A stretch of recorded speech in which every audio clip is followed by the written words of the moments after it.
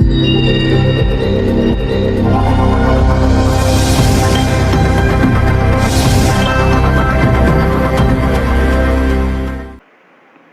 Friends, मेरा नाम अक्षय पानीग्राही है।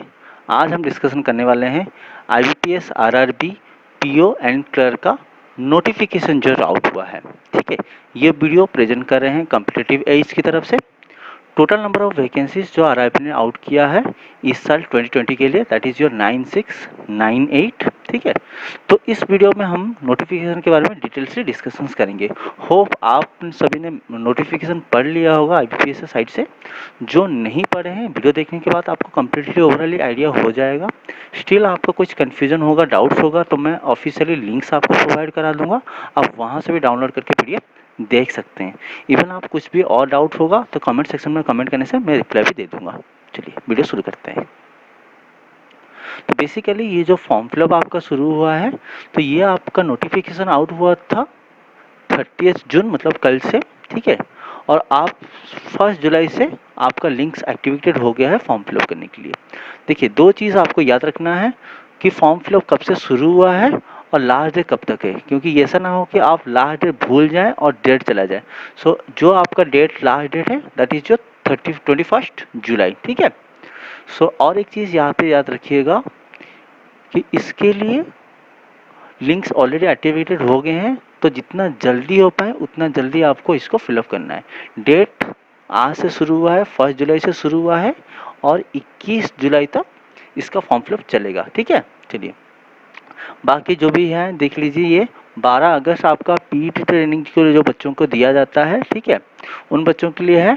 तो उनका कॉल लेटर शुरू होगा 12 अगस्त को, और जो पीरियड दिया गया है वो है आपका 24 अगस्त से 29 अगस्त। देखिए, मान लेके रखते हैं कि ये डेट में एग्ज़ाम्स होगा, हुआ तो बहुत अच्छा है, नहीं होगा तो और भी ज़्यादा अच्छा है। क्यों बता रहा हूँ, जितना अगर आप प्रिपरेशन करना शुरू करेंगे तो जितना लेट होगा आपको उतना दिन ज़्यादा मिल जाएगा प्रिपरेशन करने के लिए।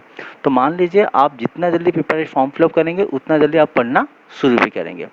सो आपका जो कॉल लेटर प्री के लिए एग्ज़ाम्स होगा वो होगा आपका अगस्त के मंथ में। तो मान लेते हैं अगस्त के लास्ट वीक तक आपका कॉल लेटर्स आ जाएगा, नहीं तो सितंबर फर्स्ट वीक में मोस्टली। ठीक है, आपका जो प्री एग्ज़ाम्स होगा वो मोस्टली आपका सितंबर से लेके अक्टूबर के महीने में होने के चांसेस हैं। ठीक है, तो मान लेते हैं सितंबर मिड या अक्टूबर स्टार्टिंग में हो सकता है। इस प्री का रिजल्ट अक्टूबर में आ जाएगा। ठीक है, और आपका जो उसका मेंस एग्ज़ाम्स होगा वो आपका अक्टूबर से लेके नवंबर के बीच में हो जाएगा। ठीक है, और मेंस का रिजल्ट जो निकलेगा दैट इज़ भी अक्टूबर या नवंबर में निकलेगा। जिस कैटेगरीज के लिए आपका इंटरव्यू होगा वो आपका दिसंबर या जनवरी में हो जाएगा, और आपका एलोकेशंस वो भी मोस्टली जनवरी लास्ट या फरवरी में हो सकता है। सो जो फॉर्म फिलअप होगा, देखिए लिटिल बिट इस साल थोड़ा सा फॉर्म फिलअप बढ़ गया है प्राइस।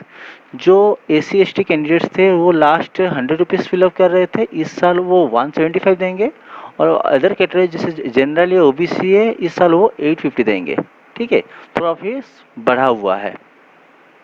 सो वैकेंसीज की तरफ देख लेते हैं। तो मल्टीपर्पज़ या आप मान लीजिए क्लरिकल पोस्ट के लिए आपकी इस साल रिक्रूटमेंट आया हुआ है 4682, और स्केल 1 ये आपका प्रोविजन ऑफिसर जो होता है दैट इज योर 3800। ये सब आपके हैं एसओ पोस्ट के लिए। ठीक है, तो एसओ पोस्ट के लिए मान लेते हैं इतने सारे वैकेंसीज हैं। ये आपका स्केल 2 के लिए और ये आपका स्केल 3। तो स्केल 2 और स्केल 3 किन लोग के लिए होते हैं, जो बंदे ऑलरेडी आपके बैंक्स में जॉब कर रहे होते हैं, और वो स्केल 2 या स्केल 3। क्योंकि देखिए आप यहाँ पे थोड़ा सा मार्क कर लगते हैं, स्केल 1 आपका PO के लिए होता है, जो बच्चे PO के लिए काम कर चुके हैं या बैंकिंग ऑफिस में 3-4 साल हैं काम कर रहे हैं और उनको प्रमोशन नहीं मिल रहा है, तो वो स्केल 2 अप्लाई करके प्रमोट होके जा सकते हैं। ठीक है, चलिए अब एग्जाम्स के पैटर्न में बात कर लेते हैं। पहले हम डिस्कशन करते हैं clerical gear, that is your office assistant या मल्टीपर्पज आप बोल सकते हैं। मल्टीपर्पज या ऑफिस असिस्टेंट में दो एग्जाम्स होते हैं, एक होता है प्री और एक होता है मेंस। उस कैटेगरीज में आपके इंटरव्यू एग्जाम्स नहीं होते हैं, तो आप प्री एग्जाम्स देंगे। प्री एग्जाम्स क्वालिफाई होने के बाद आपको अप्लाई करना है मेंस एग्जाम्स।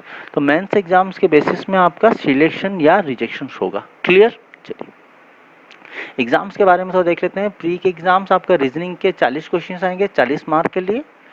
मैथ्स के आएंगे 40 क्वेश्चंस 40 मार्क के लिए, तो टोटल आपके होते हैं 80 क्वेश्चंस 80 मार्क के लिए, और इनको सॉल्व करने के लिए आपके पास दिया आता है 45 मिनट्स।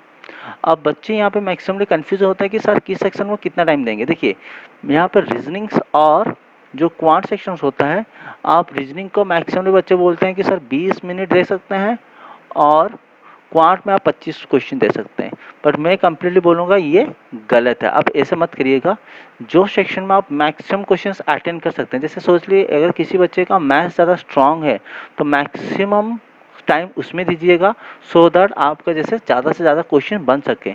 और जिस क्वेश्चन में नहीं है, तो जैसे मान लेते हैं अगर रीजनिंग मेरा सही है तो रीजनिंग को मैं ज़्यादा दे सकता हूँ, कितना दे सकता हूँ, 22 से 23 मिनट दे सकता हूँ, उससे ज़्यादा नहीं दे सकता हूँ। और क्वांट्स को कम से कम मुझे 20 से 22 मिनट देना ही होगा, ठीक है। सो यही एक स्ट्रैटेजी लेके आपको चलना है। चलिए सो देखते हैं ऑफिसर ग्रेड के लिए, ठीक है। तो इसमें क्या होता है, देखिए और एक चीज़ मैं बताना भूल गया, दैट इज़ जो मेंस एग्जाम्स के लिए, ठीक है। तो मेंस एग्जाम में आपको reasoning, general awareness, maths, English और कंप्यूटर सेक्शन, पांचों सेक्शन पढ़ने होंगे। 200 नंबर ऑफ क्वेश्चन होंगे, 200 मार्क्स के लिए होंगे। आपको यहाँ पे जो क्वेश्चन सॉल्व करने के जो ड्यूरेशन होगा वो आपका 2 आवर्स होगा। क्लियर। ये सिमिलरली रहेगा आपका ऑफिसर ग्रेड में। सिर्फ डिफरेंस क्या है, ऑफिसर ग्रेड में आपको प्री एग्जाम देना है, मेंस एग्जाम देना है। मेंस एग्जाम देने के बाद जो बच्चे मेंस क्वालिफाई करेंगे वो इंटरव्यू प्रोसेस में देंगे। इसका प्रोसेस सिंपल सा यही है कि जो बच्चे प्री एग्जाम्स क्वालिफाई करेंगे वो एग्जाम्स मेंस दे सकते हैं, मेंस एग्जाम जो बच्चे क्वालिफाई करेंगे वो इंटरव्यू देंगे, और फाइनल सिलेक्शन जो होगा वो आपका इन दोनों को कैटेगरीज को मार्क को मिला के जो परसेंटेज डिसाइडेड होगा उस परसेंटेज के हिसाब से आपका सिलेक्शन होगा। Hope this is the clear. जो एग्जाम्स के पैटर्न है वो सिमिलरली आपके क्लरिकल एग्जाम से, रीजनिंग में 40 क्वेश्चंस 40 मार्क के लिए, मैथ्स 40 क्वेश्चंस 40 मार्क के लिए, टोटल नंबर ऑफ क्वेश्चंस 80 और टोटल मार्क्स होंगे 80। सॉल्व करने के लिए आपको मिलेंगे 45 मिनट्स। क्लियर। सो सेम आपके मेंस एग्जाम में रीजनिंग, जीए, मैथ्स, इंग्लिश और कंप्यूटर सेक्शन पांचों सेक्शंस आएंगे। टोटल नंबर ऑफ क्वेश्चंस 200 है। आपको मार्क्स मिलेंगे 200 मार्क्स, और आपका जो टाइम्स होगा that will be your 2 hours. Hope, क्योंकि पीओ और क्लरिकल दोनों का एग्जाम पैटर्न सेम ही है, ठीक है। सिर्फ लेवल ऑफ डिफिकल्टीज जो होगा वो आपका ऑफिस ऑफ असिस्टेंट्स के लिए ऑफिसर से थोड़ा सा कम होगा, ठीक है, पीओ से।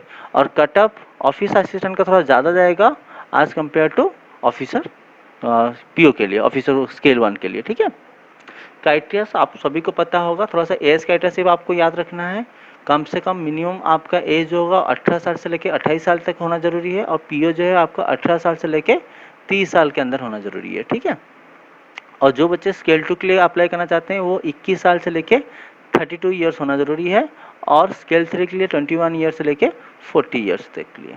चलिए आपको जो लैंग्वेज के लिए ये थोड़ा सा ये चीज़ याद रखिएगा, आप जिस भी रीजन के लिए आप अप्लाई करना चाहते हैं, बेसिकली क्लरिकल के लिए ये है, पीओ के लिए ये चीज़ नहीं एप्लीकेबल है, तो उस चीज़ स्टेट का आपको लोकल लैंग्वेज आना जरूरी है, ठीक है। तो यहाँ पे क्लियरली लिखा गया है, देख लीजिए, local language of that state.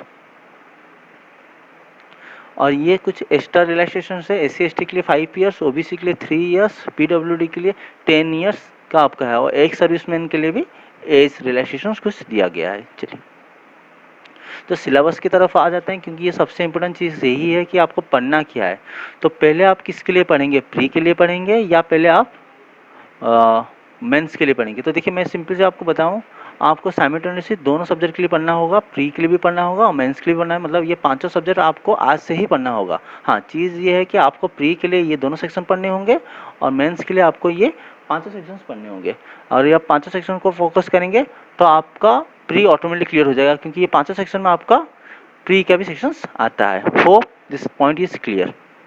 सो अगर आपको ये वीडियो सही लगी होगी तो लाइक करिएगा, शेयर करिएगा और सब्सक्राइब करिएगा। Thank you.